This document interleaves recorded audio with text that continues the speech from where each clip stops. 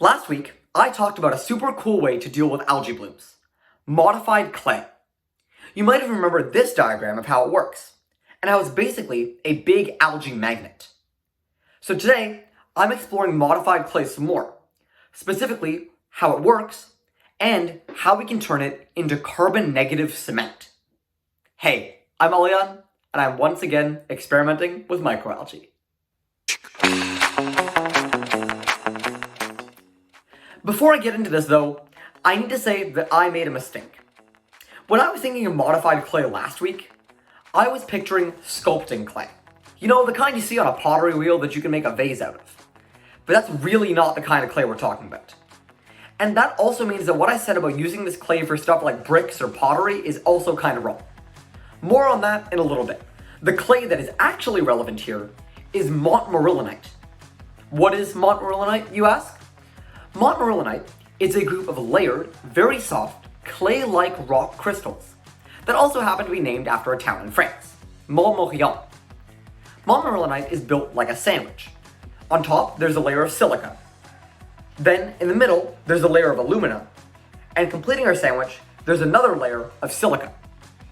But all we really care about is the alumina, because aluminum is positively charged. That means that it makes montmorillonite act like an algae magnet, and pulls the negatively charged algae to its surface. Montmorillonite is the base unmodified clay, and I'll be honest, I don't yet know how to make the modified version. As far as I can tell, it involves mixing montmorillonite with other positively charged metals and potentially organic material. So I'm going to be doing more research into that. But what I did figure out is what we can reuse this clay for.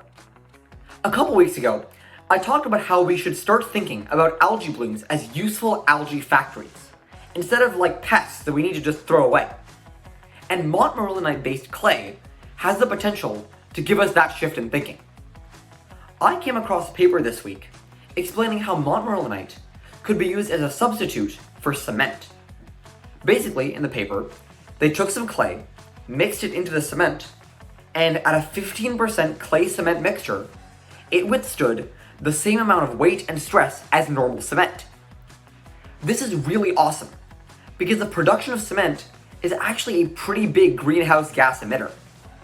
If we were to replace some of this cement with clay, after it's been used to clean up an algae bloom, we would make that 15% carbon negative.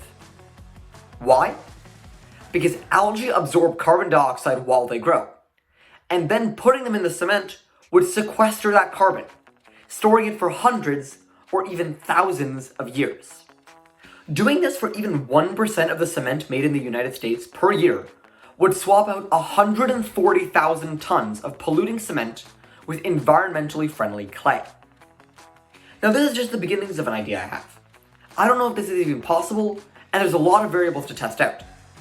But I'm really excited to see where this goes, and maybe, someday, our cement will be green with the power of algae, in more ways than one. So that's all I've got for this week. If you want to see more of this idea develops, make sure to follow on LinkedIn, subscribe on YouTube, and I will see you in the next one.